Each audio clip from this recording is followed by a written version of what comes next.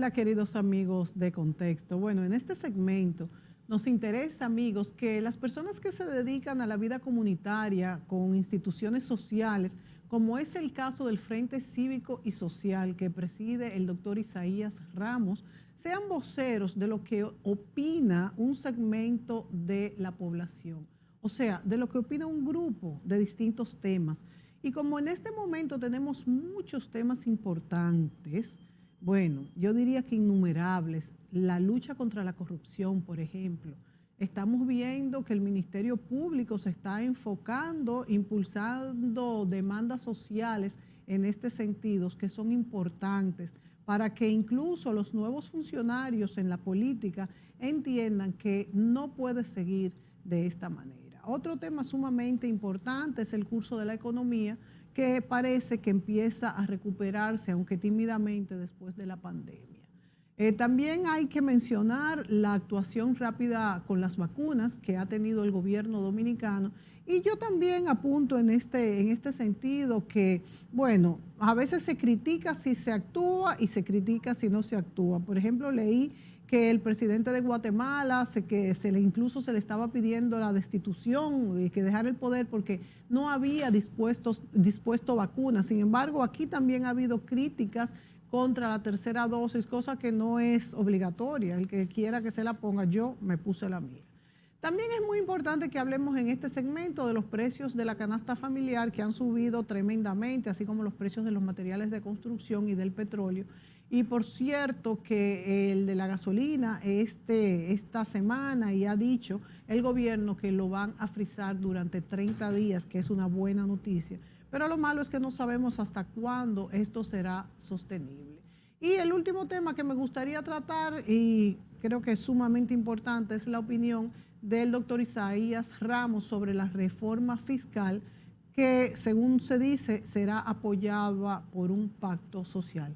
Isaías Ramos, bienvenida. Gracias a ti, Mónica, por darme la oportunidad de compartir estos minutos contigo. De verdad, la otra vez que estuve contigo pues fue por Zoom, pero ya veo que las cosas han cambiado y han mejorado y vamos a aprovechar que sea esta vez presencial y que pueda ser mejor. Sí, qué bueno, Isaías. Bueno, estamos grabando temprano en la semana, justamente anoche fue que nos enteramos de la muerte, del asesinato del presidente haitiano Jovenel Moïse.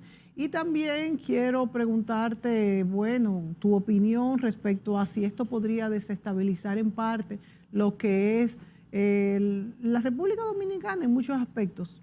Mira, esta es una situación muy delicada y muy complicada. Verdaderamente el presidente de la República Dominicana se ha visto ante eventos impredecibles como ningún otro presidente se ha dado. Tenemos por suerte que ha sido una persona coherente, que se ha manejado con cabeza fría, porque estos son temas de cabeza fría.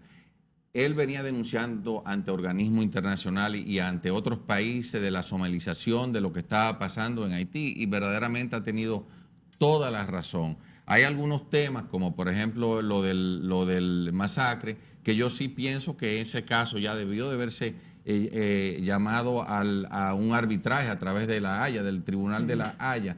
Pero realmente estamos ante eventos impredecibles en Haití que podrían ser trágicos verdaderamente y salvajes y muy crueles también, porque hay que reconocer que Haití también la población está muy armada. Sí. Porque ahí es una selva, vamos a decir, lamentablemente, lo que ha sucedido y estamos ante un estado fallido donde República Dominicana va a tener que buscar la manera de resguardarse en estos momentos para que esta situación no le afecte. De hecho, justamente hace pocos días el presidente Jovenel Moïse había pedido ayuda a la comunidad internacional y no sé, todavía no había habido una respuesta firme, como suele pasar con los problemas de Haití, que se le deja a la República Dominicana.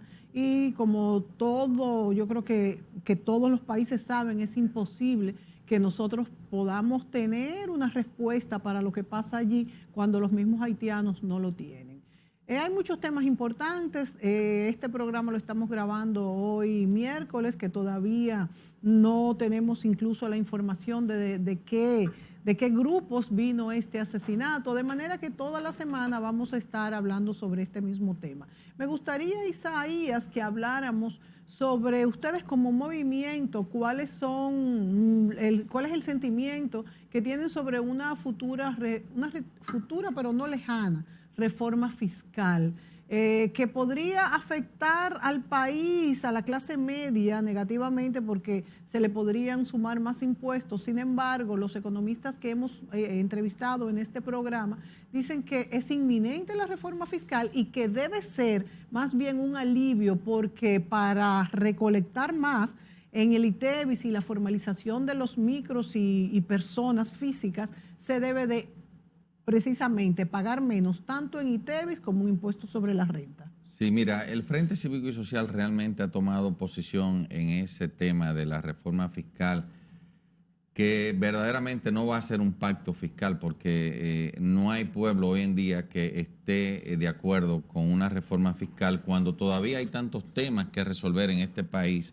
como son la disminución de los gastos, que realmente el pueblo entienda que hay una confianza total y absoluta, porque el gobierno apenas tiene meses, no ha cumplido ni siquiera un año, para que la gente sienta una confianza total para sacrificarse ante una situación donde lo que, como siempre nosotros del Frente Cívico y Social, que es un movimiento político y social, ¿no? Sí, sí. Nosotros siempre hemos entendido que deben de adecuarse las condiciones, y esa es una, la confianza en el Estado, en el manejo de los recursos del Estado. Pero hay otras que son también importantísimas, como es la ley de extinción de dominio, que cuando el pueblo vea que se están recuperando los bienes robados y saqueados a este pueblo, todo el mundo va a decir, sí, toma 10 pesos, estamos de acuerdo, vamos a subir el ITEVI, vamos a hacer unos impuestos progresivos como debería demandarse en estos momentos, porque tampoco no entiendo que nadie más tenga que sacrificarse. Lo que creo sí, que la elusión fiscal, la evasión fiscal debe de atacarse y buscar otras áreas como esas subvenciones innecesarias. Imagínate tú, a la Barrigol se lleva nuestro oro y también lo tenemos que subvencionar el combustible, y a otras grandes empresas que no fuera necesario en estos momentos si esos recursos estuvieran siendo percibidos por el Estado. Pero hay mucha inequidad en el tema fiscal. Yo entiendo que el gobierno sí está trabajando para una reforma fiscal y una reforma laboral, pero eso no va a ser suficiente, porque tiene que haber un consenso nacional, y la mejor manera para lograrlo es a través de una consulta popular que podría llevar a una situación más sumisa al pueblo. Pero eso podría traer graves consecuencias sociales si se le quiere imponer una reforma fiscal a este país, si no están dadas las condiciones primarias para que eso suceda. Indudablemente en otros países ha pasado. Tenemos el caso de Colombia, tenemos el caso de Chile, que se ha levantado el pueblo a partir de aumentos incluso ligeros, pero como dicen, ya venían presiones anteriores, pero ¿qué país no tiene presiones anteriores? Si los países son esos, son un equilibrio, y por eso bien decía el doctor Isaías Ramos, que podría haber una consulta, aunque es difícil que todos los sectores se pongan de acuerdo, más cuando se habla de pagar más. Sin embargo, la clase media es a la clase que les recae pues este gran peso, porque generalmente es la clase que está formalizada. Debería de la elusión y la evasión atacarse, y con esto se ampliaría la base, se recaudaría más y fuera más justo para todos los ciudadanos. Eso es definitivamente muy cierto. Sin embargo, cuando hablamos de controlar los gastos en un año como el que vivimos, porque estamos hablando de hacer esta reforma fiscal para aplicarla a más tardar el año próximo. Entonces, ¿cómo recortar gastos en un momento tan difícil como es el que vivimos? Mira, los impuestos no son lo que hacen más ricos a los pueblos. Lo que hace rico a un pueblo es su producción y su productividad.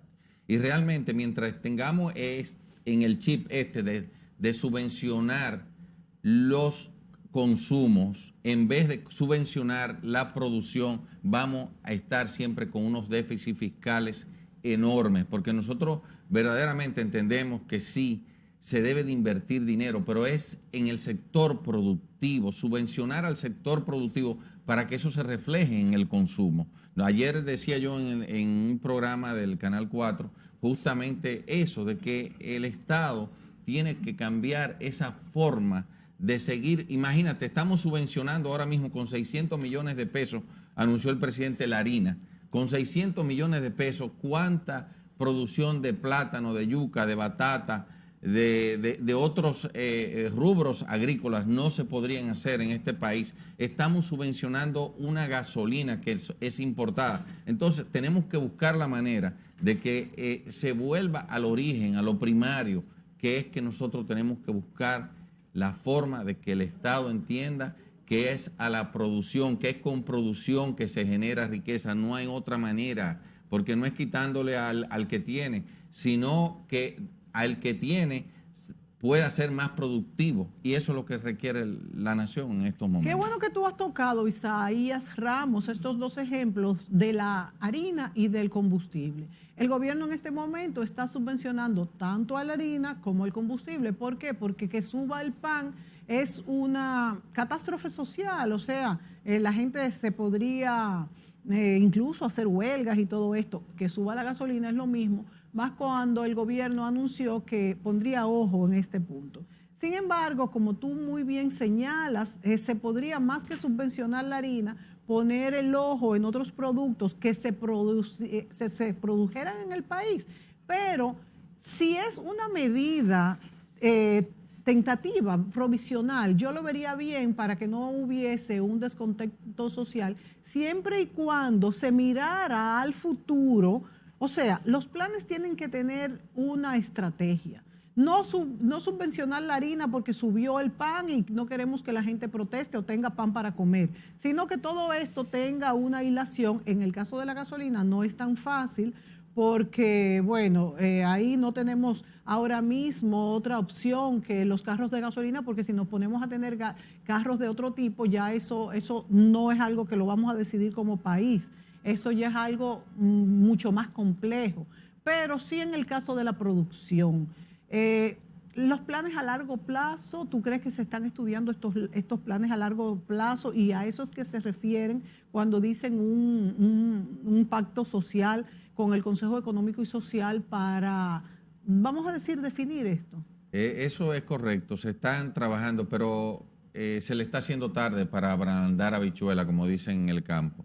Estos tiempos especiales de incertidumbre requieren de medidas especiales. Y muy bien debió de haberse tomado hace mucho tiempo hacer una gran inversión con una emisión monetaria para lo que era la parte, los sectores primarios, como es la agropecuaria y la construcción, que generan muchísimo empleo, no requieren gran cantidad de divisas y generan, primero, seguridad alimentaria y segundo, el excedente se puede perfectamente exportar. Eso es lo que debió de haberse hecho. Realmente esto no es cuestión de estudio, esto es cuestión de que tienen que actuar, no es cuestión de decir, es accionar. Los campos en nuestro país están completamente abandonados y podríamos hacer una escasez para el próximo año si las cosas siguen como van, porque verdaderamente no hay una política de Estado dirigida a la agropecuaria, no lo hay y eso está ausente de hace varias décadas. El tema es que en estos tiempos debió de haberse mirado al campo y el campo no se ha mirado, el campo sigue abandonado y se ha querido hacer una política que es sumamente dañina, que fue lo que pasó en Venezuela, hacer control de precio a través de importaciones subrepticias, que lo que hacen es que dañan la producción en el país. Entonces, ¿qué pasa? Que el productor de yuca, si las cosas van mal, el próximo año no va a sembrar nada, porque entonces lo que está es perdiendo su dinero, sus recursos y su esfuerzo. Entonces, hasta que el gobierno, el Estado no se enfoque en esos temas primarios, estaremos huérfanos. Son temas, lo que nos va a salvar a nosotros no son los megaproyectos, jamás. Lo que nos va a salvar a nosotros va a ser el poder salvar la micro, mediana empresa y al sector agropecuario y básicamente también el sector de la construcción, porque tenemos una industria de la construcción muy importante. Sí, de país. hecho, el sector de la construcción es el que ha, vamos a decir, liderado la economía de recuperación en este año 2021. Y es un sector que se derrama mucho a los empleos a todas las clases sociales y es importante. Quería preguntarte, Isaías Ramos, en cuanto al movimiento político Frente Cívico y Social, ¿ustedes tienen algunos lineamientos que quisieran impulsar para este gobierno, además de apoyar la agropecuaria, como bien has expresado? Claro, nosotros, por ejemplo, con el tema de las alianzas público-privadas, nosotros no compartimos esta idea con el Estado y verdaderamente las alianzas público-privadas han sido las más saqueadoras instituciones, saqueadoras y extractivas que ha tenido este país. Y mira la carretera o la famosa autopista de la peaje sombra, vamos a decir, Barrigol, AFP, ARS, todas esas empresas que han sido alianza público-privada, Aerodón, lo que han sido empresas extractivas que no han invertido absolutamente nada, porque al fin y al cabo, ellos son entes financieros que lo que buscan es el bien para ellos, no ningún bien para el pueblo. Aún sean dominicanos, por supuesto, no, eso no varía absolutamente nada. Si te pones a ver, ya las AFP se han metido en el bolsillo de ganancia para ellos más de 4.000 millones de dólares. ¿Tú crees que sea momento y las de revisar ARS más de 2.000 millones de dólares? ¿Tú crees que sea el momento de revisar lo que es ARS y AFP en este momento de crisis y de revisión que se está haciendo en la República Dominicana? Es el momento porque lamentablemente están dejando huérfanos a la clase que genera los recursos en este país, que es la clase trabajadora. El trabajador hoy en día no tiene nada, absolutamente nada, porque ese dinero no existe. El gobierno anterior dilapidó ese dinero, tomó prestado, y de la única manera que se puede conseguir ese dinero para traer, poniéndole más impuestos al pueblo, al mismo trabajador, o vendiéndolo en mercado secundario para que le den menos de 4.000 o 3.000 millones de dólares, tal vez por un valor de 10 o 12.000 millones de dólares. Que eso ya crea una depreciación tremenda. Entonces, es una situación muy complicada, muy difícil para el país. Entonces, nosotros lo que entendemos es que se debe hacerse una corporación autónoma y soberana para que esos fondos todos esos fondos vayan a una empresa que sea manejada de forma conjunta entre empresario, gobierno y trabajador, y esos recursos se desparramen, pero sea para el mismo trabajador, no para esas empresas. Por ejemplo, nosotros pagamos, tú y yo estamos pagando 2 pesos diarios por la carretera de la autopista del noreste y no la utilizamos. Y el día que la vamos a utilizar, pagamos 1.000 y pico de pesos.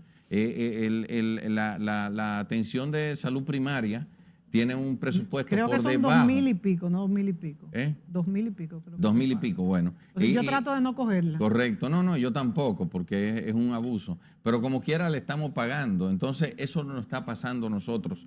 Tenemos unas empresas parasitarias que nos impusieron, que tiene que haber una manera de resolver esta situación, porque si no va a ser muy difícil para sostener el sistema. Sin embargo, Isaías, yo personalmente creo en las alianzas público-privadas. Lo que pasa es que las alianzas público-privadas que se han dado generalmente en nuestro país han sido muy, para un lado, deficitarias, porque no había por qué hacer estos contratos, por ejemplo, hablando de este peaje sombra, en las mismas AFP, que es un caso distinto, porque es que la pensión de un dominicano, yo creo que sí debería estar en manos de que el Estado que no tuviera, porque tienen el veto, lo tienen los dueños de la AFP y de las ARS, que no me lo encuentro correcto. O sea, la negociación de estas cosas no se han hecho como debieron haberse hecho, y nos pasa por la mente que pudo haber incluso pago de comisiones en este sentido, que es delicado. Eso es el problema de cuando nos hablan de alianzas público-privadas, pero si se hacen bien, yo creo que son correctas. Bueno, en el mundo que no he visto la primera que haya sido positiva para la sociedad, y verdaderamente si te ponen y las estudias una a una, te pones a ver que son verdaderos saqueos, porque por ejemplo, el peaje sombra, igual que Barrigol, son empresas que quien hizo la inversión, y pasa todo igual, o sea, la inversión verdaderamente el que es garante de esos préstamos, porque no es que ellos invierten dinero, ellos buscan dinero, capitales extranjeros. Entonces, el garante siempre es el Estado. Entonces, ¿qué pasa? Por ejemplo, en el peaje sombra, igual que la Barrigol, había que primero una inversión, reconocer una inversión que ellos no hicieron.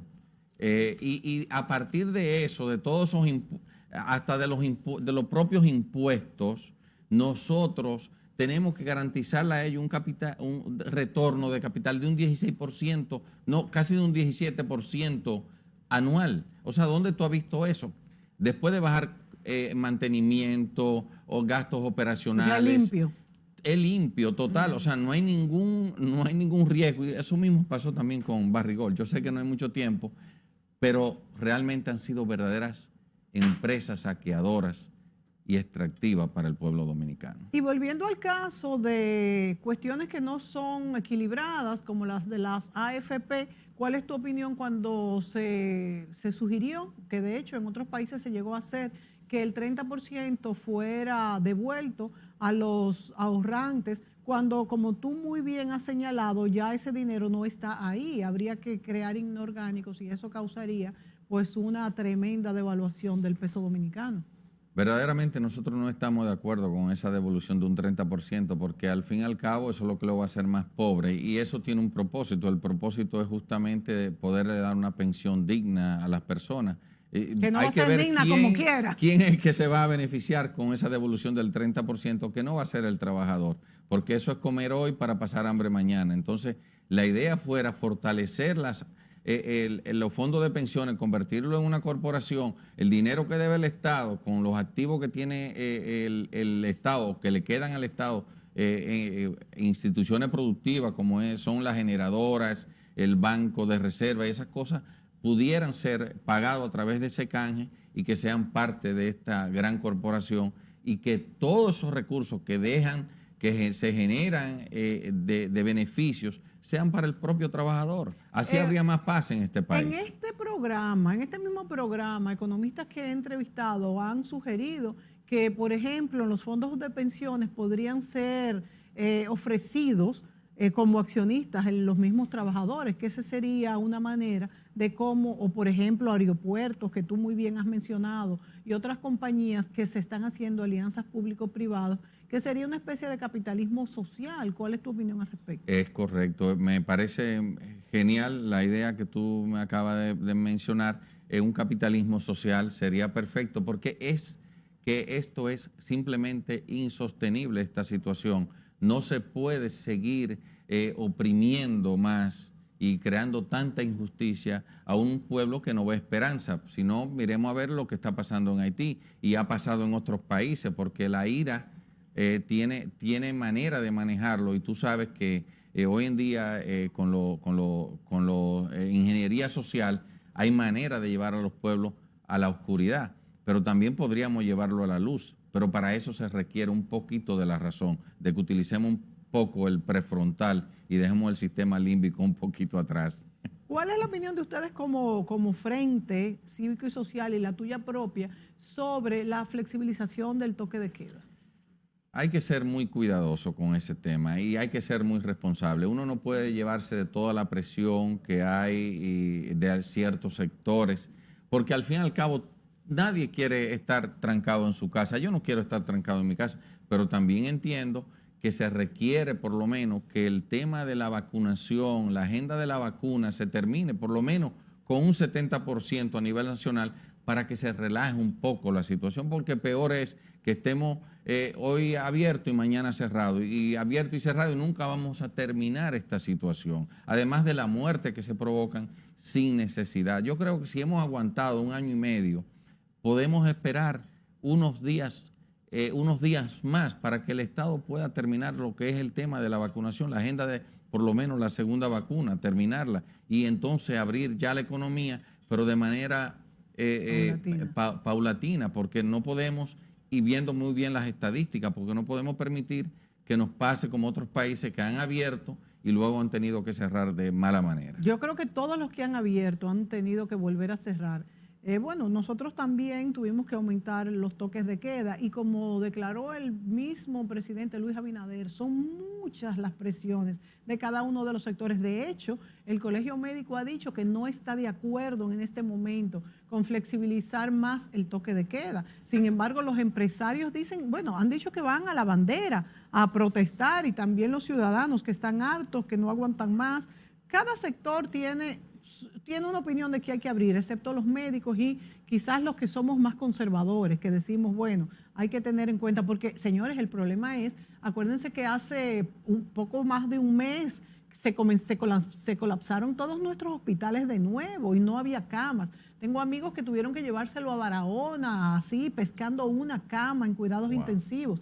Entonces, es algo muy delicado. Verdaderamente, cuando yo veo a un político o a un dirigente hablar de que se requiere abrir, yo digo, ¿cuánta bajeza hay en este mundo? No hay responsabilidad. Quieren aprovechar el sentimiento que todos tenemos y llevarnos al hoyo, porque a través del sentimiento, manejando nuestros sentimientos, pueden llevarnos a todos a la bandera, ¿verdad? Pero eso no es lo que nos conviene en estos momentos, nos conviene cabeza fría. Tú sabes, Isaías, que momentos. a mí me ha hecho reflexionar mucho este tema de la pandemia y la voz de cada uno de nuestros dominicanos, de nuestros hermanos dominicanos. Y lo digo en el sentido de que he visto incluso hasta compañeros de trabajo que me han hecho unos juicios tan erráticos sobre, por ejemplo, la vacunación, que no se vacunan porque están seguros que a fulana de tal en la loma de Cotuí, por poner un ejemplo, le dio una trombosis cerebral después que se puso la vacuna, o que la vacuna tiene un chip y me va a controlar. O sea, me han dicho cosas tan inverosímiles, personas de servicio, personas igual, también con preparación universitaria, con todo. Entonces yo digo, ¿hasta qué punto pueden tener esas personas que repliquen todo esto y que vayan a sus comunidades y hasta den una charla relativa en sus casas con un grupo de personas? ¿Hasta qué punto, verdad? Verdaderamente sí, hay un manejo de una agenda conspirativa, le llaman, ¿no? Y hay personas de todo tipo, hay profesionales, hay gente que no tienen ninguna preparación, que se han dejado llevar por ese mundo. Exacto. Y estamos en tiempos inciertos, estamos viviendo una vida dinámica, un día a la vez. No podemos pretender más de ahí, pero sí tenemos que cambiar nuestra conducta y nuestros hábitos, porque hasta que esto esté no podemos volver a esa normalidad que se quiere inventar, porque si no va a haber una manera masiva de enfermos y de muertos. Va a ser peor. Isaías, no nos queda más tiempo, este espacio está a la disposición de tu movimiento cívico y social, del movimiento de ustedes, de cualquiera que venga, quiera venir a expresar vamos a decir, sus aspiraciones como dominicano en representación de cualquier grupo. Así que nos gustó tenerte en este programa Contexto. Gracias, Mónica. Para mí fue verdaderamente el grato placer. Bueno, será hasta una próxima vez y continuamos con este programa.